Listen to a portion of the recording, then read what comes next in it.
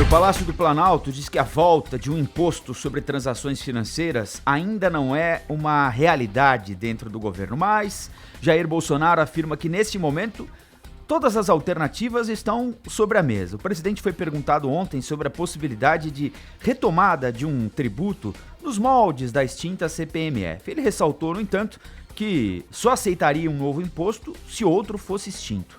Segundo o porta-voz, Otávio Rego Barros, o assunto pode estar sendo discutido internamente, mas uma definição sobre o tema ainda não chegou ao presidente. Essas questões que são muito técnicas, e aí eu incluo o antigo CPMF ou coisa que o valha, ainda não está no escantilhão do próprio presidente e eventualmente pode estar sendo analisado pelo Ministério da Economia, mas nós não temos dados nem referência mais objetiva para afiançarmos se isso vai adiante ou não. Escantilhão, Thaís Herédia? Então, Zé Paulo, você sabe que agora aqui no Primeira Hora eu tentei entender por que o porta-voz usou esse termo, né? Porque o escantilhão eu fui ver na internet, eu não sabia o que era. Escantilhão é uma ferramenta usada para fazer o prumo de uma construção na hora de levantar as paredes. É como se você...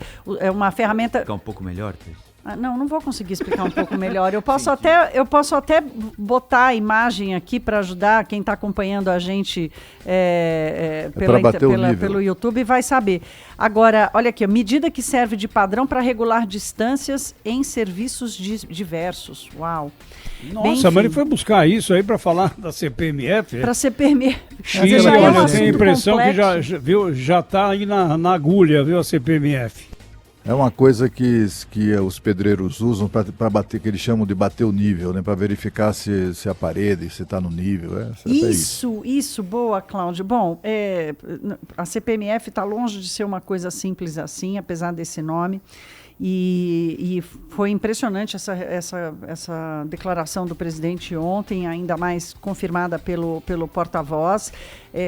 A discussão da CPMF, que inclusive tinha ali todo um roteiro de como aplicar ali tudo, ela provocou a demissão do secretário da Receita, Marcos Cintra, daquela forma que a gente viu, e ela causou polêmica e ruído no governo o primeiro semestre inteiro e de repente ela surge de novo. Então, o que fica claro com essa declaração do presidente? A primeira coisa, o ministro da Economia, Paulo Guedes, não abre mão pelo menos dessa discussão, desse debate, dessa possibilidade. Por quê? Porque ele tem uma obsessão em desonerar a folha de pagamento. Para o ministro Paulo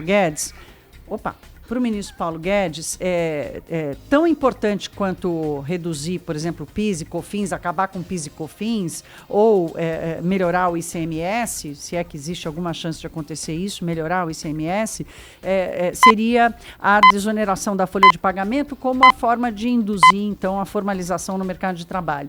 A gente precisa da formalização no mercado de trabalho? Precisa, inclusive para salvar a Previdência, né? Porque a informalidade, ela provoca uma evasão de contribuintes para o sistema previdenciário. Agora, será que esse é o melhor instrumento? Você causa uma distorção para resolver outra, né? A gente já discutiu isso aqui várias vezes, o que gera emprego e o que gera formalidade, o que gera emprego é investimento e crescimento, e o que gera formalidade é segurança jurídica, é a sensação de que a empregabilidade ela não vai virar um risco absurdo para o empregador. A gente aqui no Brasil tem uma coisa assim de falar mal do empregador o tempo inteiro, né? E o Cláudio até estava falando disso ontem aqui, né, Cláudio, que a gente gosta de bater no empregador, mas na verdade o Brasil depende dele, né?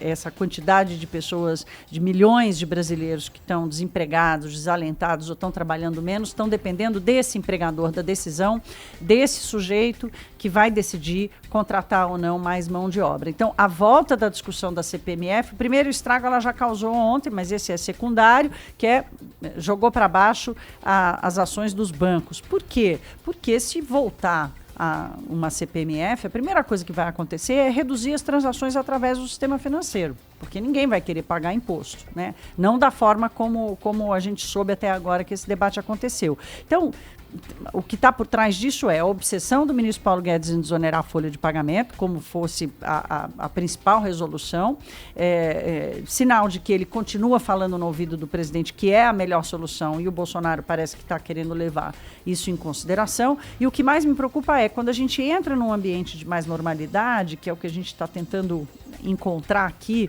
nesse momento de aceleração da economia, as pessoas vão parar de prestar um pouco atenção no que está acontecendo em Brasília para prestar atenção na sua própria vida, né? Porque está todo mundo exausto de ficar olhando o que está acontecendo nas redes sociais, o que o presidente está falando nas redes sociais, o que está acontecendo na briga política em Brasília, para tomar conta da própria vida. E é nesse momento que o Congresso Nacional, geralmente, e o governo lançam as maldades, né? Então essa quer dizer que precisa chamar o Marco Sintra de volta, Thaís? Oi? O Marco Sintra foi injustamente demitido? Eu acho que a gente pode dizer que ele foi injustamente demitido pela forma, né? Mas assim, só o fato dele ter ido, ele é conhecido. Ele falou demais também, acho que ele avançou o sinal, né? Ele avançou o sinal. Ele apresentou o projeto. Aí, né, Rafa? É isso aí. Eu também acho, ele falou demais. Ele apresentou o projeto. O problema ali não foi nem a ideia, porque agora ficou claro que a ideia é do governo, né? Existe, só que os egos ficaram, né? Ele foi demitido porque perdeu a confiança do presidente, né? Ele ocupa um cargo de confiança e o presidente demitiu porque ele era muito boquirroto e etc. Ele não tinha nada que falar, né?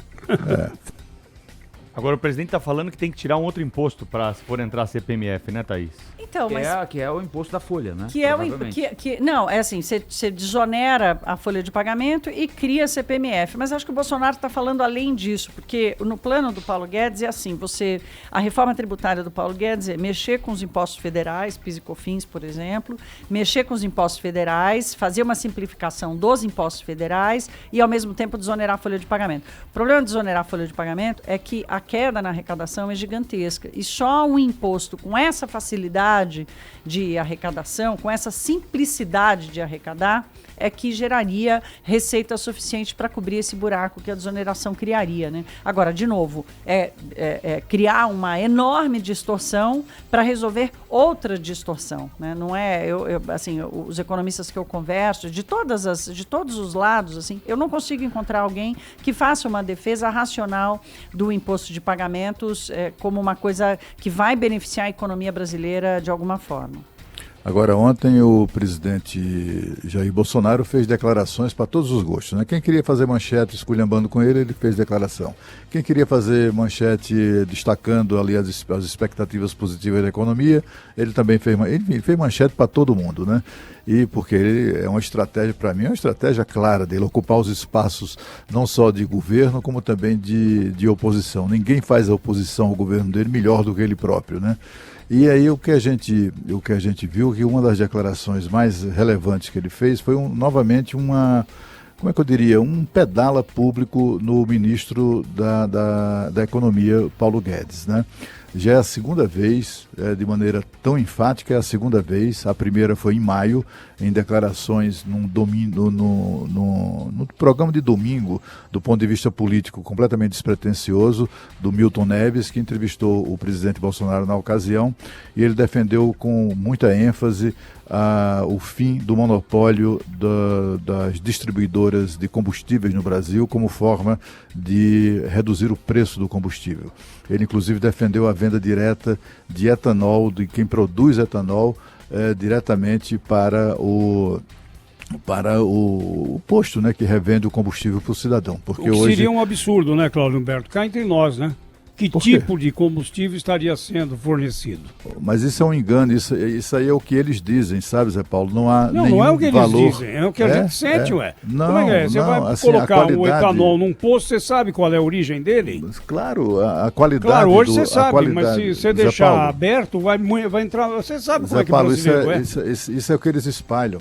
Hoje, os controles de qualidade da produção de etanol na fábrica, na usina, são absolutamente rigorosos. E não é uma coisa particular, não, é uma coisa institucionalizada, a partir de critérios de qualidade, de medição de qualidade, ISO 9000, não sei o quê. Enfim, os distribuidores não agregam nenhum valor ao combustível. O que eles fazem é produzir nota fiscal, na maior parte dos casos. E o presidente falou exatamente sobre isso. Hoje em dia, quando eles usam os caminhões, e já não é tão frequente o uso de caminhões, né, deles próprios, quer dizer, o caminhão da usina leva o produto até a distribuição, trocam de nota fiscal e o mesmo caminhão segue para entregar aquele combustível no posto. Só agrega na nota fiscal, na nova nota fiscal, a margem de lucro desse cartório. É um cartório que foi criado no Brasil. Nós temos o setor de produção de etanol aqui no Brasil, é o único setor que está impedido do exercício da livre iniciativa, da livre concorrência. É o único. Não tem. Você fabrica pão, fabrica sapato, fabrica o que for, você tem o direito, até assegurado na Constituição, de vender aquele produto no mercado. Agora, né? você precisa ter esquema para isso, né, Cláudio? A distribuição é complicada, não é qualquer um que consegue distribuir. Mas, Zé Paulo, você pega aí um pequeno usineiro, como é que ele vai distribuir o etanol dele, se não para poucos postos? Ele vai vender como ele quiser, Zé Paulo. Ele pode até vender a distribuidora. Sim, aí você vai ter desabastecimento.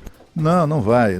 Isso é conversa mole deles. Eles ficam divulgando esse tipo de coisa, ficam ganhando dinheiro sem agregar nada, não agrega nenhum valor, só troca nota fiscal. Hoje em dia, só para concluir essa explicação da nota fiscal, hoje em dia os funcionários da distribuidora vão para a porta das usinas, que ali mesmo eles trocam nota fiscal.